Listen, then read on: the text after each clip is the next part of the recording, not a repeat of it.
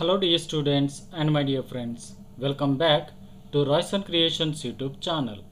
ಆತ್ಮೀಯ ವಿದ್ಯಾರ್ಥಿಗಳೇ, ನಾವು ಈ ವಿಡಿಯೋದಲ್ಲಿ ಕರ್ನಾಟಕ ಶಾಲಾ ಪರೀಕ್ಷೆ ಮತ್ತು ಮೌಲ್ಯ ನಿರ್ಣಯ ಮಂಡಳಿಯವರು ಬಿಡುಗಡೆ ಮಾಡಿರುವಂತಹ 2024-25ನೇ ಸಾಲಿನ SSLC ಇಂಗ್ಲಿಷ್ ಮಾದರಿ ಪ್ರಶ್ನೆ ಪತ್ರಿಕೆ ಒಂದನ್ನು ಅವುಗಳ ಉತ್ತರಗಳೊಂದಿಗೆ ಕಲಿಯೋಣ ಬನ್ನಿ.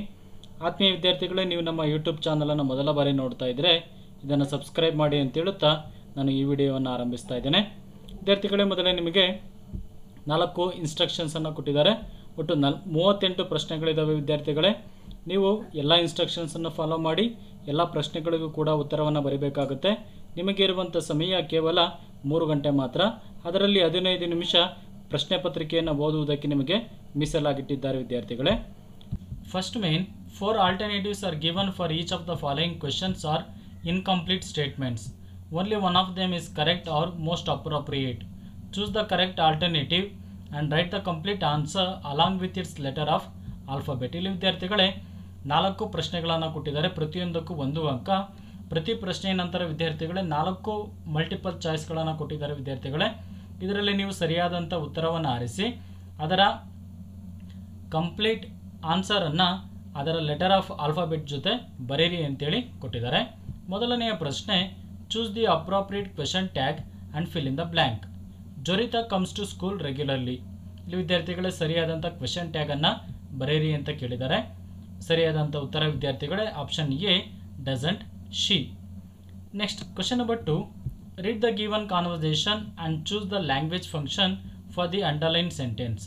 ಇಲ್ಲಿ ಕೊಟ್ಟಿರುವಂಥ ಕಾನ್ವರ್ಸೇಷನ್ ಅನ್ನು ಓದಿ ವಿದ್ಯಾರ್ಥಿಗಳೇ ಅಂಡರ್ಲೈನ್ ಮಾಡಿರುವಂಥ ಸೆಂಟೆನ್ಸ್ ಯಾವ ಲ್ಯಾಂಗ್ವೇಜ್ ಫಂಕ್ಷನ್ ಅನ್ನು ಸೂಚಿಸುತ್ತೆ ಅಂತೇಳಿ ಬರೀರಿ ಅಂತೇಳಿ ಕೊಟ್ಟಿದ್ದಾರೆ.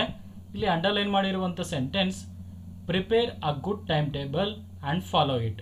ಇಲ್ಲಿ ವಿದ್ಯಾರ್ಥಿಗಳೇ ಸರಿಯಾದಂಥ language function option C, giving advice.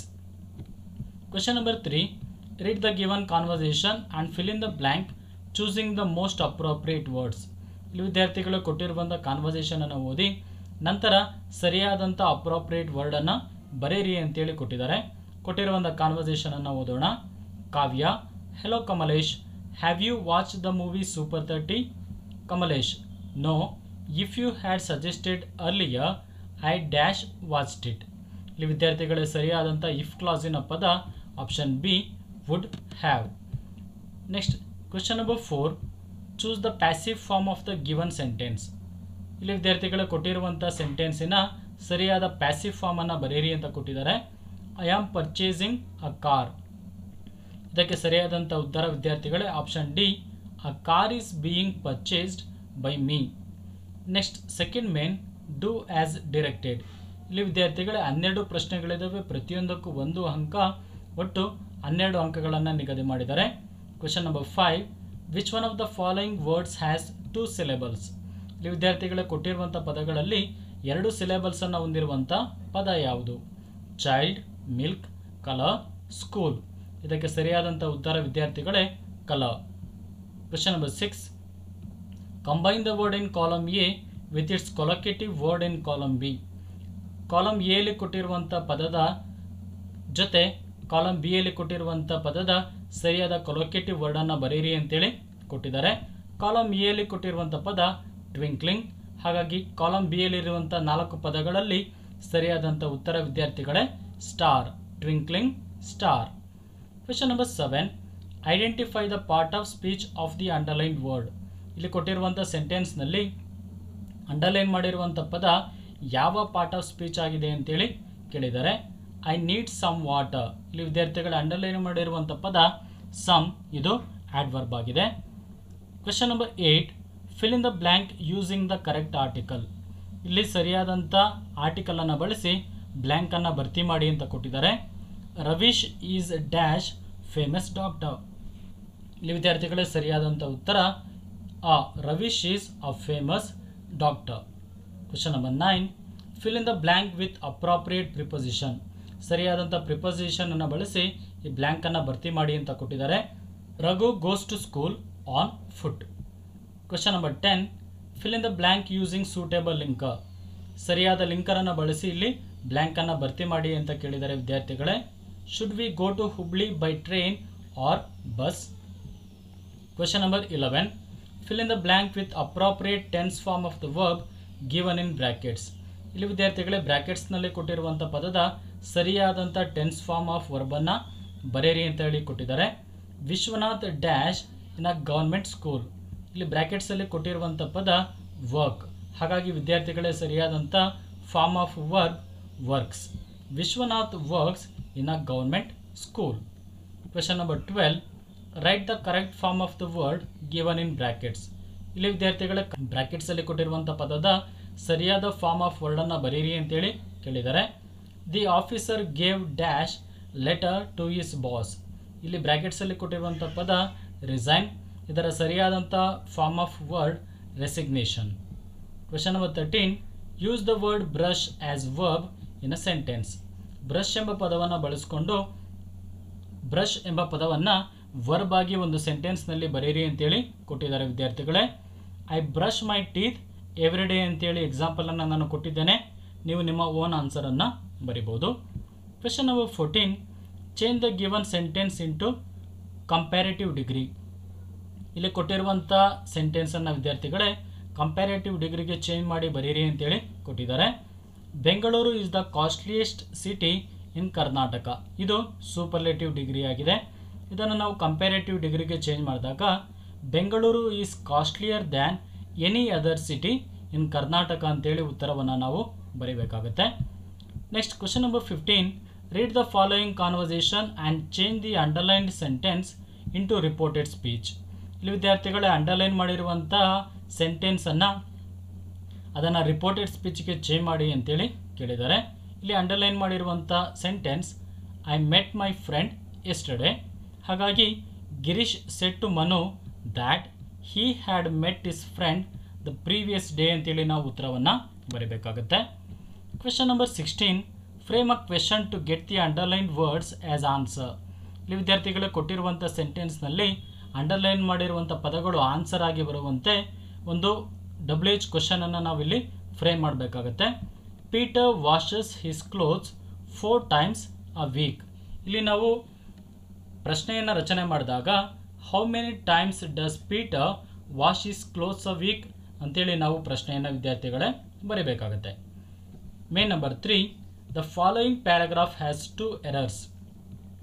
Edit the paragraph and rewrite it in the answer book. ಇಲ್ಲಿ ವಿದ್ಯಾರ್ಥಿಗಳು ಕೊಟ್ಟಿರುವಂಥ ಪ್ಯಾರಾಗ್ರಾಫ್ನಲ್ಲಿ 2 ತಪ್ಪುಗಳಾಗಿದ್ದಾವೆ, ಅದನ್ನು ಹುಡುಕಿ ಸರಿ ಮಾಡಿ ಆನ್ಸರ್ ಬುಕ್ನಲ್ಲಿ ಬರೀರಿ ಅಂತೇಳಿ ಕೇಳ್ತಾರೆ. ಇದಕ್ಕೆ 2 ಅಂಕಗಳನ್ನು ನಿಗದಿ ಮಾಡಿದ್ದಾರೆ.